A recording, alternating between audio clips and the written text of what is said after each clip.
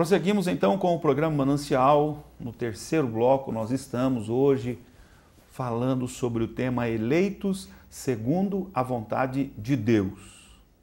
O texto que nós lemos inicialmente aqui nas palavras do apóstolo Paulo escrevendo aos Tessalonicenses, primeira carta, capítulo 1, verso 4, diz assim: sabendo, amados irmãos, que a vossa eleição é de Deus. Paulo, nós precisamos aqui dar uma clareada nesse texto aqui para alguém não imaginar que nós estamos com heresia aqui.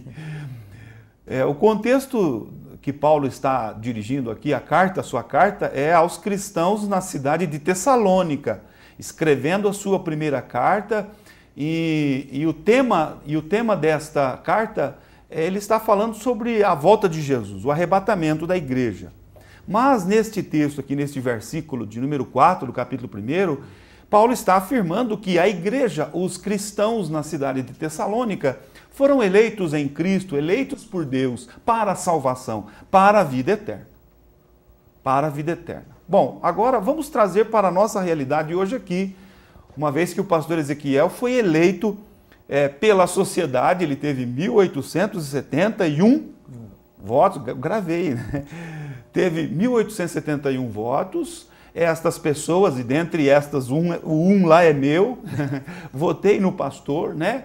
E diante desta quantidade aí numérica de votos, ele foi eleito para compor a Câmara de Vereadores. No entanto, nós cremos de forma muito real e verdadeira que estes 1.871 votos era do conhecimento soberano de Deus, na presciência divina, na soberania divina, não é? Deus, ele é onisciente, ele tem o conhecimento de todas as coisas. E neste trabalhar do pastor Ezequiel aí pela sua campanha, lutando para lá e para cá, em toda a cidade, Deus simplesmente deu o aval, deu o sim, deu o amém, não é? Isso também nos é revelado na palavra. Então, diferentemente, num sentido da igreja lá em Tessalônica, mas, por outro lado, no mesmo sentido, ele também foi eleito segundo a vontade de Deus. Ele é salvo, na verdade, o entendimento aqui é duplo a respeito da sua vida.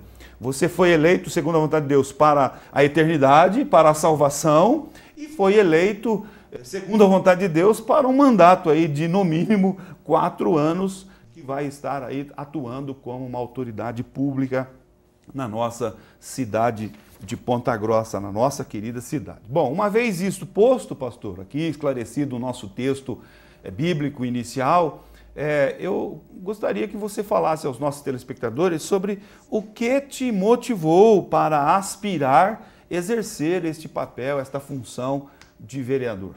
Vou pegar um gancho nas tuas palavras, né? Deus está no comando de tudo, né? Ele é onisciente. Então é a vontade de Deus primeiro. Eu sou uma pessoa, até um pastor brincou comigo ontem, ele fez uma pergunta para mim: pastor, será que dá para nós vamos fazer isso daqui para frente? Disse lá. Eu falei para ele: deixa eu orar primeiro. Ele falou: pastor, isso que é hora demais. Eu creio que tudo, né, foi sobre oração. Eu busquei a Deus, busquei a resposta de Deus. Jejuei bastante, né? Orei muito a Deus. Então, foi feita a vontade de Deus. Não foi um anseio assim meu, foi algo que Deus colocou no meu coração. Nós, pastores, pregamos muito isso, né? Que os sonhos de Deus se façam no nosso coração e nós possamos realizar os sonhos de Deus. E eu creio, pastor Leonildo, pela graça de Deus, que um sonho de Deus realizado. Não é demagogia da minha parte, não quero ser aqui demagogo de maneira nenhuma. Eu creio que Deus realizou mais um sonho. Então, não houve assim uma vontade, um desejo. Eu creio que hoje eu posso falar, Deus realizou mais um sonho dele e esse sonho está aqui na cidade de Ponta Grossa. Então, foi isso que me motivou, orando, buscando a Deus, Deus colocando no meu coração, volto a falar que talvez seja repetitivo, mas pessoas abençoadas que Deus colocou em minha volta, do meu lado, não por estar na sua frente. Você foi um grande amigo meu, sei que vai continuar sendo, né? Mas foi um grande amigo que orou por mim, que me apoiou, me abençoou. Assim como não vou pecar de falar alguns outros nomes, eu falo aqui na sua pessoa aqui, já agradecendo todos os demais pastores que me abençoaram, que me ajudaram, mas foi isso, se cumpriu a vontade de Deus. E nós temos que entender, se nós pregamos, né, que tudo está nas mãos de Deus, está no livro de Salmos, né? Tudo é dele, tudo ele criou. Mas ele deu aos filhos dos homens para cuidar. Então, o pastor Ezequiel se elegeu porque foi a vontade de Deus. Porque tudo está no comando de Deus. Nada sai do comando dele, nada sai da vontade dele. Então, nós estamos lá hoje porque foi exatamente a vontade de Deus. O que me motivou foi o Espírito Santo.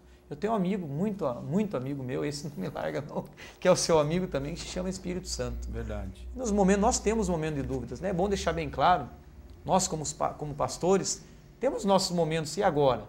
Verdade. Aí nós lembramos de Hebreus 13:8. Mas ele é o caminho, ele é a verdade e a vida.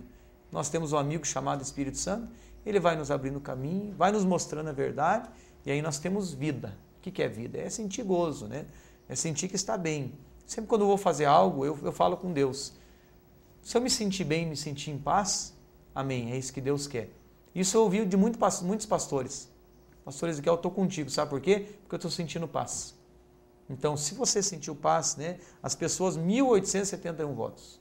É muita gente. É bastante. Primeira vez nós, é bom deixar bem claro aqui, Com certeza. foi a primeira vez que nós nos candidatamos, e eu penso assim, coloca 1.871 pessoas na tua frente. Então é uma responsabilidade muito grande, que agora não é mais somente 1.871 pessoas, né? São mais de 300 mil pessoas aí que estão inseridas na cidade de Ponta Grossa e região. Então a vontade e o desejo foi de Deus mesmo. Muito bem, nós falando ainda sobre isto, responsabilidade, etc.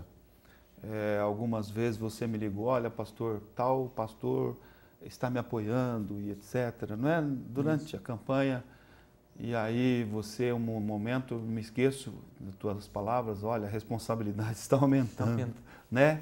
Nós que somos pregadores do Evangelho, conhecemos a palavra de Deus, há uma palavra de Jesus Cristo que é muito séria para todos nós, né?